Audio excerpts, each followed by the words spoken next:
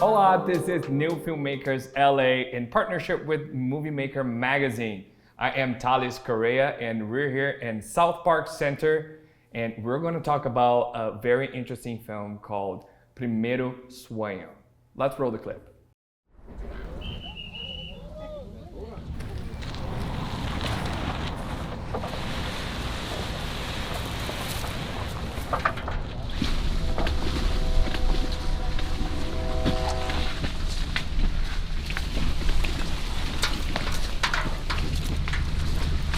La del suelo, chavalones, que no se quede la del suelo.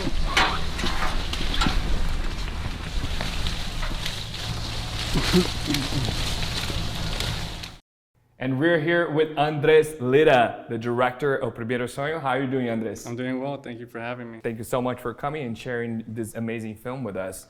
For those who haven't watched yet, tell us a little bit about the film, the synopsis, and how did you came about? Yeah, so Primeiro Sueño is a short documentary about the undocumented farm worker migrants in the Central Valley, and it really originated as a school project while I was studying in Sacramento, and it was during the pandemic where we were assigned to create a film.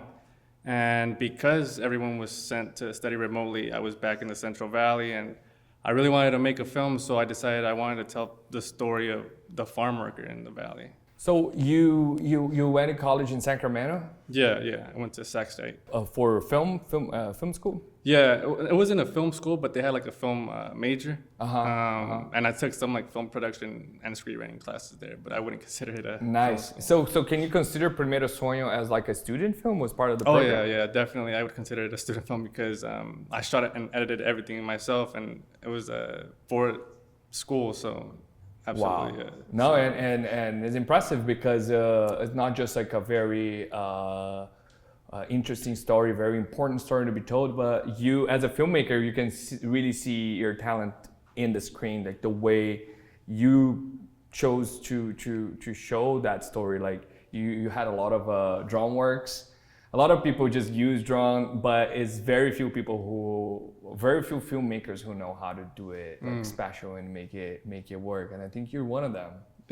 Thank you. Tell us a little bit about that artistic approach that you have for this documentary. Yeah, so this was my first film, so it was really experimental in its approach because I knew that I had to obviously keep their identities hidden because of their undocumented status. And so the only format that I knew going forward into the project was that I couldn't reveal any identities, and I had to get creative with that because how do you tell a story with someone whose identity is hidden? But yeah, it was a very experimental approach to spend a lot of time filming, and just because I come from an editing background, I was just playing around with ways of how to tell the story. Yeah, no, I have also editing background, and I've edited documentaries as well. And I'm curious to hear your opinion and your approach in this film specifically, and how were you able, because you can manipulate a lot of things on editing, right? And in documentary, we usually are chasing the truth of those characters. But in the editing room, you have a lot of room to go in different directions. Like, what was your challenge on the post production of this film? Well, I had to learn how to sound design because I was really just experienced with editing and compiling clips. But as you say, I did interviews with these immigrants and these farm workers, and I was really trying to match their stories into a visual progression of a story. So I was trying to capture the start of a harvest and how it progresses and try to match that up with these stories of how they were immigrating to crossing through the southern border and their experiences living here. So I was just trying to match it up to the visual of what I was recording visually. So you did interviews and then B-rolls to complement. Basically, yeah. I did these interviews and then just try to figure out how to visually support those stories. Yeah, no, I think you did a great job. And also, you said sound design, which is really important. A lot of filmmakers a lot of filmmakers, they're just worried about the image, right? Yeah, these environment that these people are working on, they have so many elements apart from just the visual, and I feel like you can notice that throughout the progression of these harvests, where it's very chaotic at first, and then it gets real quiet once it starts ending. And so I knew that the sound was gonna be very, very important. And you matched it. And also one thing that you did that was really cool, you got very personal to the subjects' lives, but you also back up and show a macro vision. Even visually, you did that with the wide lens and the drone shots, like showing like a broad representation of the story, because it's really cool when you bring out the facts of the percentage of Americans that work on those farms.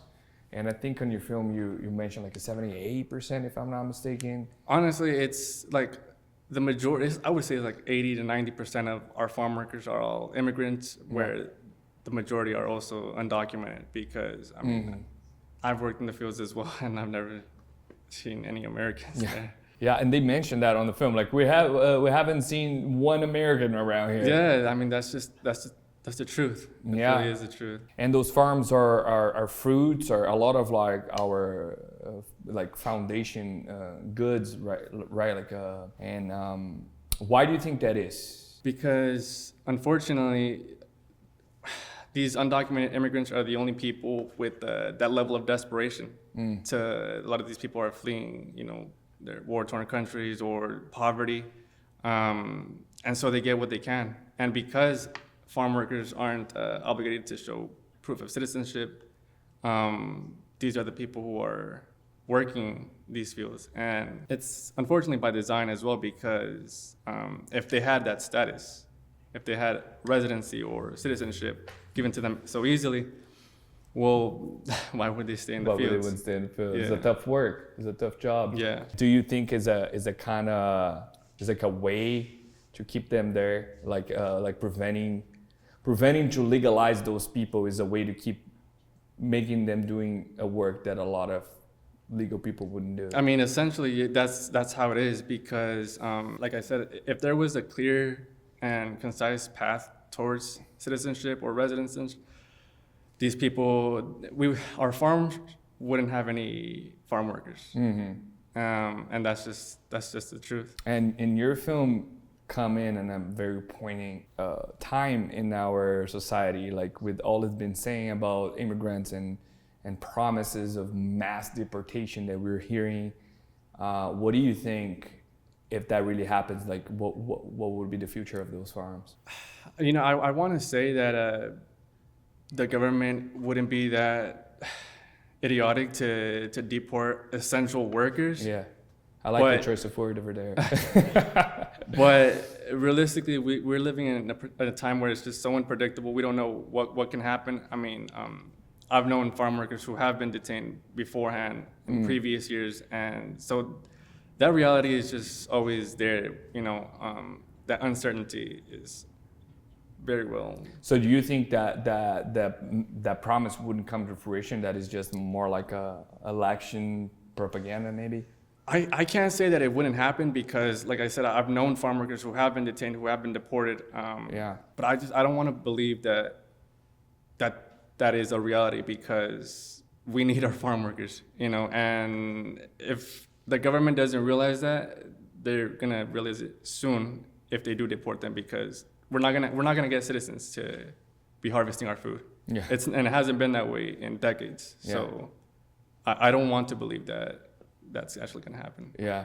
Why do you think a lot of Latino voters supported this government that has that exact promise of deporting their own people? Yeah, I mean, unfortunately, Latinos are very traditional, and so they're very religious, and so their values just naturally align with Republicans a lot more, and unfortunately, that's just, I don't think they realize that they're harming their own, or they're harming the people that came before them, their ancestors or their grandparents. And once they do obtain, their residency, They just think They kick the differently. ladder Yeah, behind them. yeah, unfortunately. Yeah, no, the religion is a strong catalyst Yeah. for their decisions. Absolutely. Latinos are just very faith-based in the way that they live. Yeah, and but that's why I think films like yours is really important, right? Because you show day to day like real people working, and they're just working and Yeah. living their lives and contributing to this country, really. Yeah, I love that you said that because we're living in a state where xenophobia is so high that I think on a mass scale, our people in this nation don't realize the benefits that immigrants are providing for this country. California is the largest agricultural output state in the nation. You know, this is where we grow the most fruits, the most vegetables. Yeah. And the people harvesting that are undocumented immigrants. Yeah.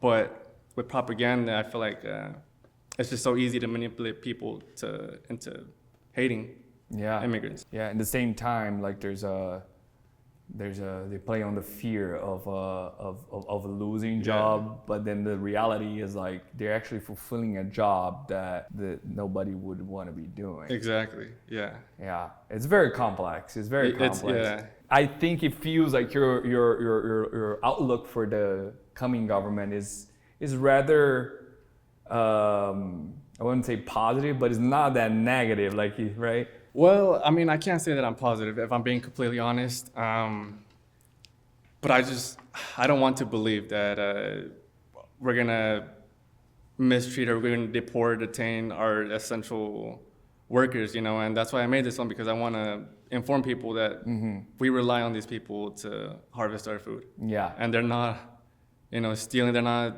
taking. They're not benefiting from us. We're benefiting from them. Yeah. For sure. And how is the reaction has been by showing this film in public? I've been honestly surprised with the amount of positive feedback that I've gotten in most festivals. I think going into my first few screenings, I was hesitant. I was worried on what the reaction, absolutely, what the reaction would be. But I think it's just so honest and raw and informative that regardless if you're left or right, you appreciate that honesty and that ethic, that work ethic, you know, that these people are providing us with. Because, I mean, you see these people working, you see these people harvesting our food, and you have to respect it. Yeah, it's essential workers, right? It's like a type of the same way that we respect a lot of other sectors in our society. Like, thank you for your service. Like, absolutely. Right? Yeah. It's part of our necessity, like to keep it alive. As a filmmaker, I'm sure that you had a lot of challenges, especially being your first film. That's exciting. What is one biggest challenge you have in producing and directing and editing this film that you can share with us that you were able to overcome?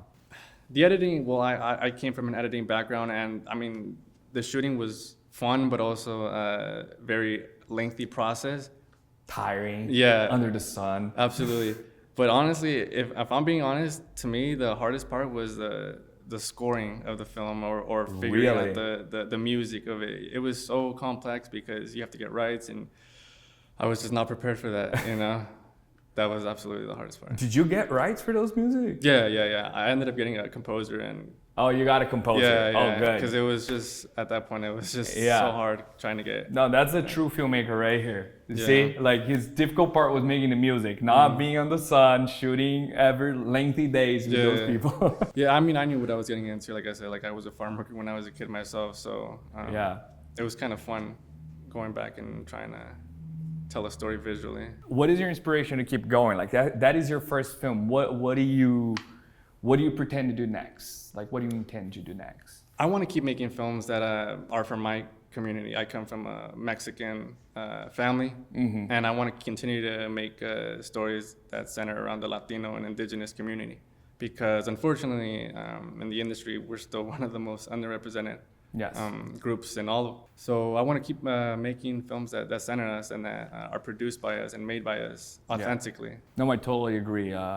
We actually ran a nonprofit called With the Latin, where our intention is to unite all shades and walks of lives of the Latinos that live here in America, regardless of the language they speak. If they're born here, if they speak Spanish or not, So I think it's like is a step to try to strengthen our communities, to unite all of them, instead of like oh, you're documentary or legal, you're that. Like you're Latin background. You're part of our large community, and we should stick together. Yeah, no, we need more filmmakers like yourself that are vindicating and doing good work and showing truth, showing the reality.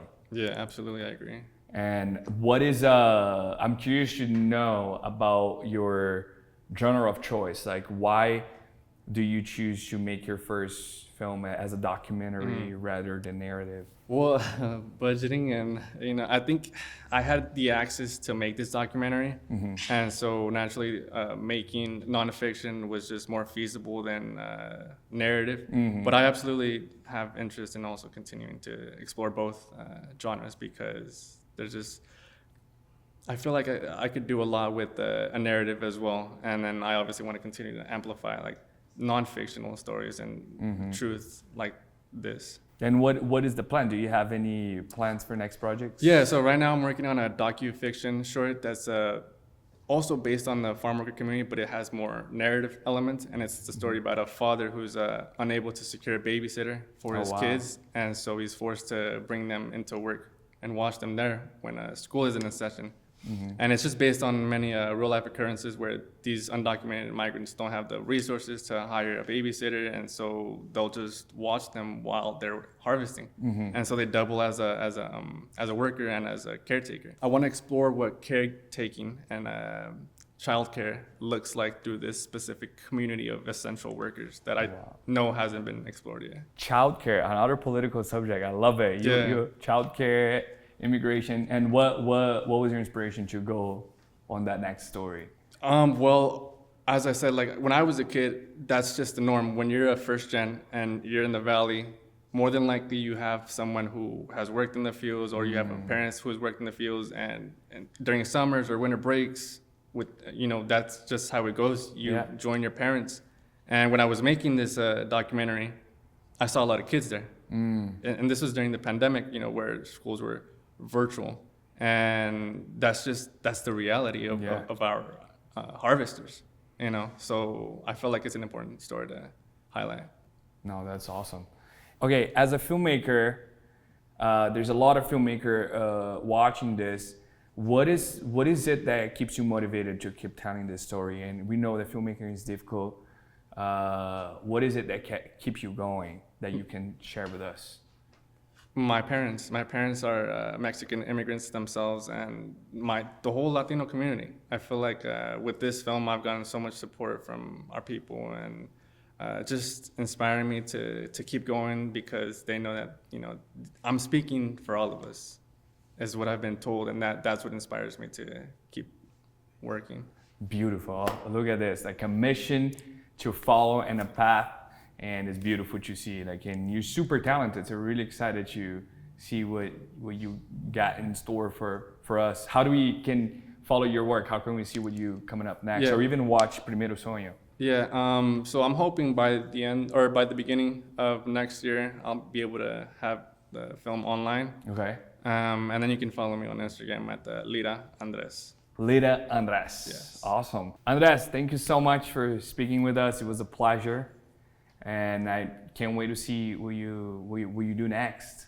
Thank you guys so much for having me. Thanks so much. This is Andrés, and we stay here and signing out.